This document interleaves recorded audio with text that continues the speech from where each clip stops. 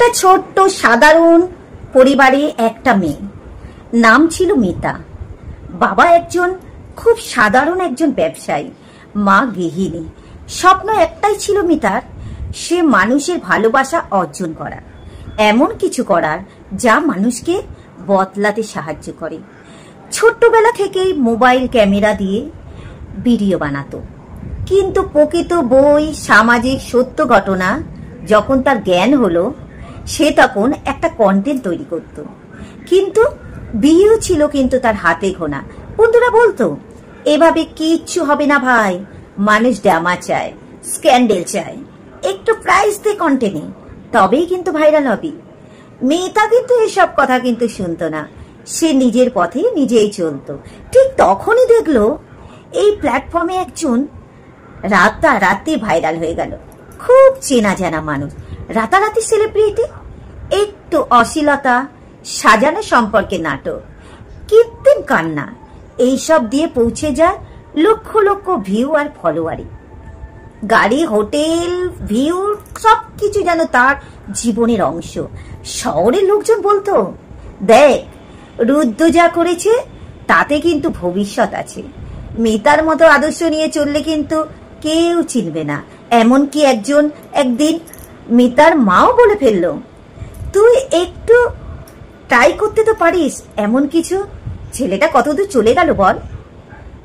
মিতা একটু হেসে বলল, মা রুদ্র ঠিক এগিয়ে গেছে, কিন্তু দৌড়াচ্ছে কোন দিকে? আমরা কি চিরকাল শুধু ভাইরাল হতেই চাই, নাকি একটু সত্যি কিছু বদলাতে চাই? সেই রাতে মিতা কিন্তু সিদ্ধান্ত নিল, এমন একটু কন্টেন্ট তৈরি করতে হবে যা মানুষকে শুধু বিনোদন দেবে, একটু অনুভব দেবে, ভাবতে শেখাবে। সে একটা ভিডিও কিন্তু বানালো। একটা ছোট্ট মেয়ে নিজের খাবার পথে রিক্সা চালককে কাকুকে দিয়ে দেয়। এক বাবা যিনি চাকরি হারিয়েছে, মেয়ের মুখে হাসি ফোটাবে বলে নিজের চোখে জল লুকিয়ে ফেলল। প্রথম কয়েকটা পর্ব কেউ দেখলো না, লাইক নেই, শেয়ার নেই।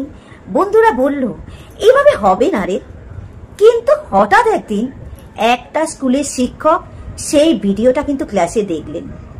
সেদিনই একটা মেয়ে বাবার কমেন্ট করলেন, আমার মেয়ে তোমার ভিডিও দেখে এসে বলল, বাবা আমি মানুষ হতে চাই।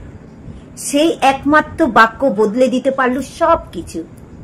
ভিডিওগুলো কিন্তু ছড়িয়ে পড়তে লাগলো, মানুষ দেখতে পেল সততার ভাইরাল হতে পারে যদি সেটা হৃদয় থেকে আসে।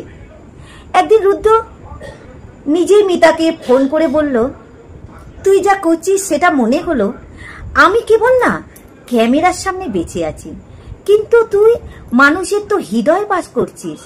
আমি তোর মতো হতে চাই। আমরা যদি আলো জ্বালাতে পারি তাহলে অন্ধকার কিন্তু বেশি দিন টিকতে পারে না। আজকে সমাজ কেমন হবে সেটা নির্ভর করছে কিন্তু আমরা কাকে সেলিব্রিটি করছি, কাকে গুরুত্ব দিচ্ছি তার উপর। তাই এখনো সময় আছে সত্যতা, মূল্যবোধ আর সত্যকে সামনে আনা। আমরা যদি চাই যে সমাজ বদলাতে, অবশ্যই পারবো। সব অসম্ভবকে কিন্তু আমরা সম্ভব করে তুলতে পারি আমরাই, পাবলিকের চাওয়া পাওয়া।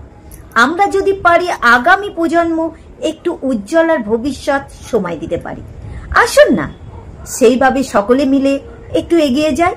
ভাইরাল নাইবা হলাম, অন্তত ভবিষ্যৎ তো হোক।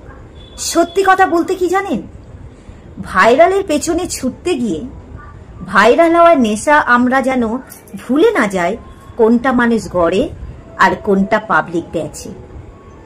এই গল্পটা যদি ভালো লাগে অবশ্যই আমি চাইবো শেয়ার, লাইক করে দিতে। নমস্কার, আমার নাম মিঠু দেবনাথ।